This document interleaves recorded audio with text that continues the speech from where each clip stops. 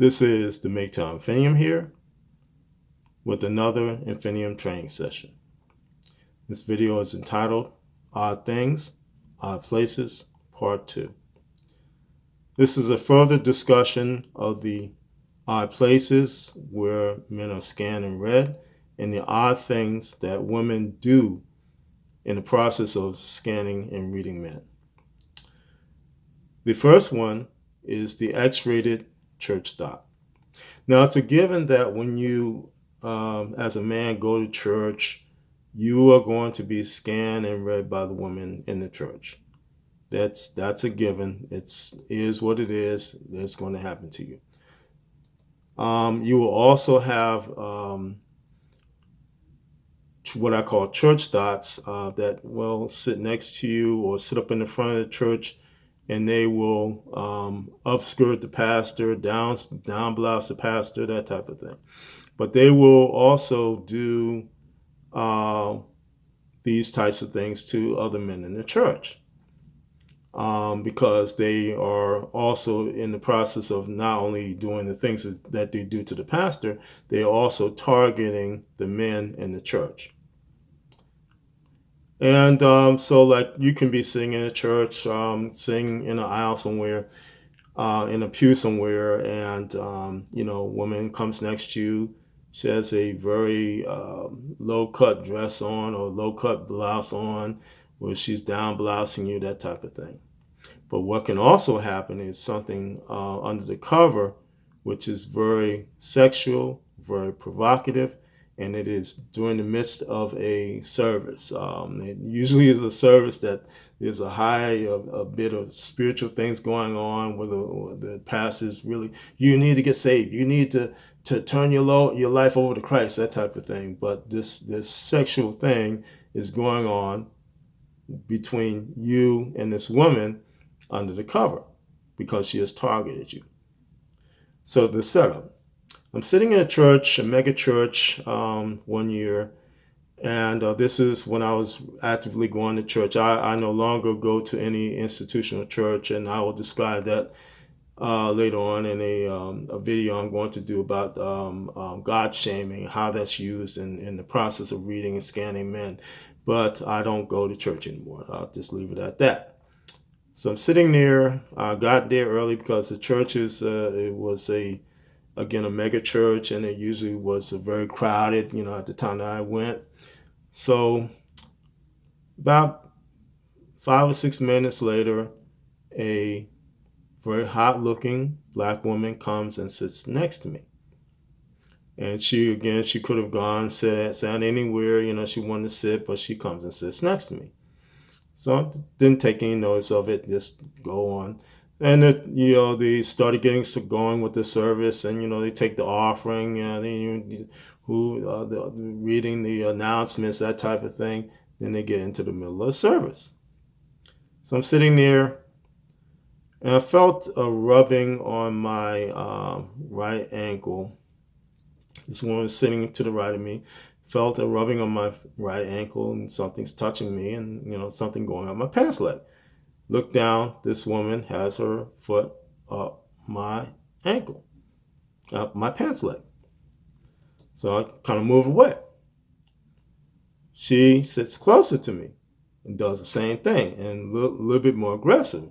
So I'm sitting there, all service. This lady is rubbing my ankle up my pants leg with her foot, all service. And all along, Pastor, you need to get saved. You need to get born again. You need to bring your life to Christ. And all along, this thing is happening to me. So again, she was not only reading me, she was edge scanning me, trying to get my attention, and doing something very provocative, very sexual, in an odd place. You would think that if you're supposed to be holy, you wouldn't be doing that type of thing, but they do it. That happens. The next one is the epic fail gym thought. And when a gym thought does her targeting, her planning on what she's going to target, she has a primary target, which is the gym, and a secondary target, which is a department store which is nearby to the gym. And the reason why they have a secondary target is because, like, if the primary target becomes an epic fail, they will move on to the secondary target, which is the department store, and get more aggressive about their targeting and going after men. And usually by the time they get to the department store, if they have an epic fail, they are butthurt. They are so butthurt that they become quite aggressive in terms of going after men, in terms of reading them and scanning them. So the setup again, you're working in a department store or something, it's nearby to a gym. Gym Dot shows up, she targets you, and the only thing about it is that there are other men on the floor, there are other employees on the floor to help her if she needs help or anything like that, but she targets you. You become her target. You are moving around the store doing your little work and everything. She's there with you. She's tracking with you. Sometimes you'll have to go to the back of the store to get something and everything. Next thing you know, you get called out by the gym thought to get something for her. And it's in an area where either it's difficult to get or another employee can help her easily and she didn't need to call you, but she targeted you. And that is, again, to get you in a close proximity to her so that she can read you and scan you and possibly do something provocative with you. If, again, this fails, the secondary target fails, you will find that she will do a repeat scan on you, and it can happen over a course of multiple days. Example given. I'm working in a store. Jim Thought shows up one night, because of an epic fail. She begins to do all the tactics like brushing up and pushing past, parading, that type of thing. But I'm just indifferent to her. I'm just minding my business. I just keep on doing my work. I didn't even take notice of her. She goes away. A few nights later, shows up again. Does the same thing to me. And I'm like, this time, you're getting on my nerves. I looked at her. I was like, I don't need you, don't want you. And I never saw her again. But again, they will repeat scan, over a course of, or retry scan over a course of a couple of days. So that can happen. The next one is the whoops. And this is where a woman, in the process of trying to read you or scan you, will intentionally break something, knock something over, or disable something, disable like a computer or something like that. The setup. I was IT manager, as I've mentioned before in prior videos. I had to manage a large call center shop with a lot of terminals. And what would happen is all of a sudden, I get a call that this terminal out here is malfunctioning. There's something wrong. They can't use it. I'll go out there. A woman's sitting at the terminal. I don't know what happened. It just shut down on me, that type of thing. And I would go try to fix the problem, look at it, and usually it was a simple problem, like the cord was unplugged, the power cord was unplugged. But if I had to reach over the terminal to look at the monitor or something like that, they would kind of brush up against me. In some cases, they would kind of scratch under my underarm, how you doing, that type of thing. And, I fix the terminal, go back to my office and everything. About an hour or so later, terminal's broken again. Go out there, same thing again. And that's to basically get me out there so they can read me, scan me, physically touch me, that type of thing. The other setup is I'm working in at this time I'm doing retail logistics, working in a store, and I'm out on the floor of the store, and little ways down from me, there is a woman by these expensive, I guess they're the type of health drinks that they have, the kombuchas or whatever you call them. I look up briefly, and there she was with the drink in her hand, and she intentionally drops the drink. Whoops! And I'm like, oh my God. So she drops the drink, splatters all over everywhere. So of course, I have to get up from what I'm doing to go over there and clean it. And she's there, she's reading me, scanning me. Oh, I'm so sorry. It just slipped out of my hands. Well, actually, I looked at her directly, and I saw her just drop this drink. Just drop it, intentionally drop it. She did this, whoops, dropped it right there. So I'm cleaning this mess up and everything. A few minutes later, a lady that was over in the pharmacy section that was next to the grocery section does the same thing, does a copycat. Whoops, drops the stuff. I had to go pick up all the stuff there. And you'll find that women, particularly if you're working in a retail setting or you're working in some kind of setting where you're dealing with customers or dealing with users or something like that, they will intentionally break things, knock things over to get you to come into their area where they can do a close proximity scan on you, read you, that type of thing, to get your attention, to get you to come over where they are. So that's the whoops. The next one is the pop-up video.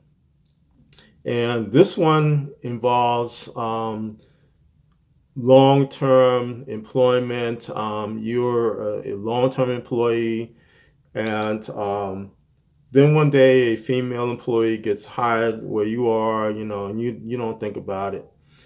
And I'm the type of person that I'll just back up. I'm the type of person that I don't like to stay in one area of a business or anything like that. I like to learn everything about the business, do various types of tasks and things like that. Because one of the things I'm trying to do is to develop my own businesses and things like that. And so the best way to do that is to learn about businesses that you're working in and learn about how they operate, the mistakes they make, the successes that they have, that type of thing. Learn how to merchandise, to do what I need to do.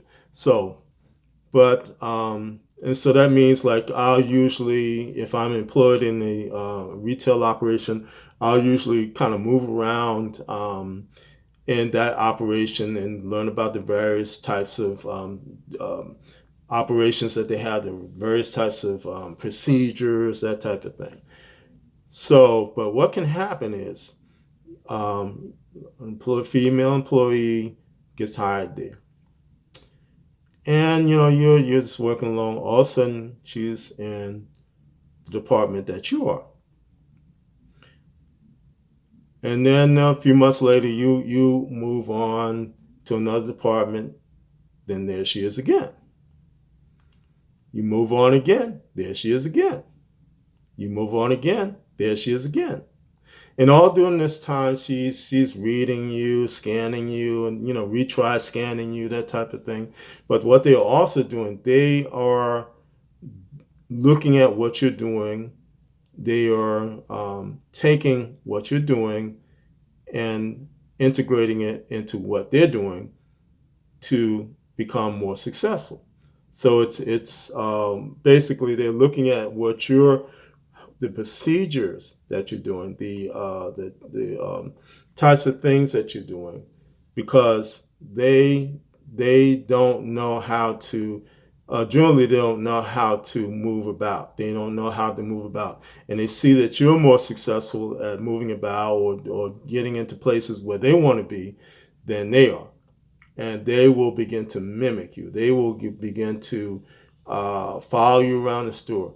One particular one, I moved about to 6 or 7 departments. She was in every one of those departments except for one. And the only reason she was not in that department because I had to deal with a lot of being in freezers and being in coolers and things like that. And I am, being from New York, I'm normally cold shifted, so I can tolerate cold better than other people can. That's the only reason that she did not like cold. That's the only reason she didn't come in that department, because you had to deal with the freezers and the coolers. But that happens. The next one is the stalker. And this is really creepy when it happens, but this involves long-term reading and scanning. I'm talking about over a period of months to a year. But this is where it is more along the range of stalking by which a woman does. And what can happen? Again, you're working in a store and you happen to notice a woman, they read you, scan you, that type of thing, and they begin to come back repeatedly. They seem to know when you're working, when you're not working, because every time you're there, they're there. And they will try all different types of scanning techniques on you, which I've described in previous videos. They will do those things to you. They will touch you, brush up, parade, that type of thing. In certain cases, they will bring a simp with them and get the simp to call you over to where they are so they can repeatedly scan you, that type of thing.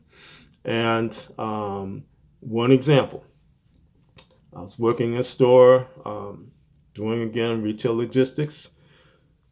There was a Filipino woman, and initially she would come in with her husband and her kids. She had like 3 kids. She would just come in regular basis, and she was kind of, around me, hovering around, that type of thing, that type of thing. She would do the tracking and then distract the mate type of thing to me. She did that initially. Then all of a sudden, she starts showing up to the store without the husband, without the kids. And again, it is almost every time I'm there, she's there. It was at least 3 or 4 times a week she would show up. She would show up. She would regularly block me. She would parade. She would do all these types of things. And I take it as more as stalking, because again, it was very, very creepy. I would just be working somewhere intently on something, turn around, she's right there. She's right up on me, and it's just, and she would have an odd look on her face. It's like, why don't you want to, do something here? And, like, oh, you need to leave me alone, that type of thing. But that happens. Let's see. The next one is similar to the stalker, but one of the detrimental things that happens with smartphones is that women use them in creepy ways. And this one is called the photographer. And what happens is a woman not only scan you and read you, they also use their smartphones to take pictures of you, take videos of you, that type of thing.